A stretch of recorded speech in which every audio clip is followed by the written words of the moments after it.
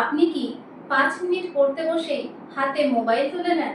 কাজ করতে গিয়ে বারবার মন অন্যদিকে চলে যায়। তাহলে আজকে শুনে নিন জাপানিদের দারুণ কিছু টেকনিক যেটা আপনার ফোকাস বাড়াতে সাহায্য করবে। জাপানে একটা কথা খুব জনপ্রিয়, এক সময় একটাই কাজ। তারা এই নিয়মকে বলে ইকিগায়ো জামাই, অর্থাৎ যে কাজটা করছেন পুরো মনোযোগ শুধু সেই কাজের দিকেই থাকবে। আমরা যেমন পড়তে বসে তার ফাঁকে হোয়াটসঅ্যাপ, ফেসবুক, ইনস্টাগ্রাম, ইউটিউব সবই চালাতে থাকি, জাপানিরা সেটা এড়িয়ে চলে। গবেষকরা দেখিয়ে দিয়েছেন যে মাল্টিটাস্কিং আসলে মস্তিষ্কের কার্যক্ষমতা কমিয়ে দেয়, কাজের মানও কমিয়ে দেয় আর ভুলের সম্ভাবনা বাড়ায়। দ্বিতীয় টেকনিক হলো কাইজেন, যার অর্থ হলো সামান্য উন্নতি।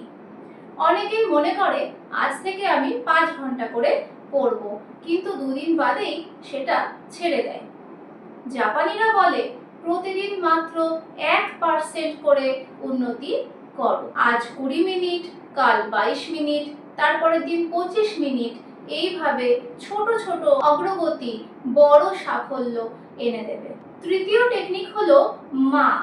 জাপানি অর্থে মা হলো খালি জায়গা বা নীরবতার গুরুত্ব। তারা জানে মস্তিষ্ককে সর্বদা ব্যস্ত রাখলে ফোকাস নষ্ট হয়। তাই কাজের মাঝে কিছুক্ষণ বিরতি, কিছুটা নীরবতা, জানালার বাইরে তাকিয়ে থাকা, এগুলোকে তারা গুরুত্ব দেয়। আজকের দিনে যখন আমরা ঘুম থেকে উঠেই মোবাইল স্ক্রল করতে শুরু করি, তখন এই মায়ের ধারণা আরো বেশি গুরুত্বপূর্ণ হয়ে ওঠে। চতুর্থ টেকনিক হলো শিরিন ইয়োকু বা অরণ্য স্নান। শুনতে একটু অদ্ভুত লাগলেও এর অর্থ হলো প্রকৃতির মধ্যে একটু সময় কাটানো। জাপানে অনেক অফিস কর্মীকেও তাদের কার্যক্ষমতা ধরে রাখার জন্য জঙ্গলে বা নেচারের মধ্যে কিছুক্ষণ হাঁটার পরামর্শ দেওয়া হয়। বিভিন্ন গবেষণায় গবেষকরা দেখিয়েছেন যে প্রকৃতির সঙ্গে সংস্পর্শে আসলে আমাদের মানসিক চাপ অনেক কমে যায় এবং মস্তিষ্ক পুনরুজ্জীবিত হয়। আরেকটি শক্তিশালী অভ্যাস হলো সেইরি সেইটন। এর মূল কথা হলো কাজের জায়গা গুছিয়ে রাখুন। অগোছালো ডেস্ক, অগোছালো বই, অপ্রয়োজনীয় জিনিসের বাহুল্য মস্তিষ্ককে ভারী করে রাখে। পরিষ্কার কাজের জায়গা মানেই পরিষ্কার মস্তিষ্ক, যেখানে আপনার কার্যক্ষমতা এবং ফোকাস বৃদ্ধি পাবে। সব শেষে আসে ইকিগাই। ইকিগাই মানে হলো জীবনের একটা উদ্দেশ্য। যখন আপনি জানবেন আপনার বই পড়ার উদ্দেশ্যটা কি, তখন আপনার বই পড়ার মনোযোগ বা ফোকাস স্বাভাবিকভাবেই বেড়ে যাবে। ইকিগাই প্রয়োজন, কারণ উদ্দেশ্য ছাড়া কখনোই ফোকাস ধরে রাখা যায় না।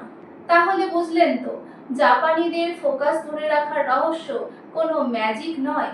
এক সময় এক কাজ, ছোট ছোট করে উন্নতি করা, নিয়মিত ব্রেক নেওয়া, প্রকৃতির মাঝে সময় কাটানো, কাজের জায়গা গুছিয়ে রাখা এবং কাজের উদ্দেশ্য সঠিকভাবে জানা, এগুলোই আপনার ফোকাস ধরে রাখার কয়েকটি ম্যাজিক্যাল ট্রিক্স।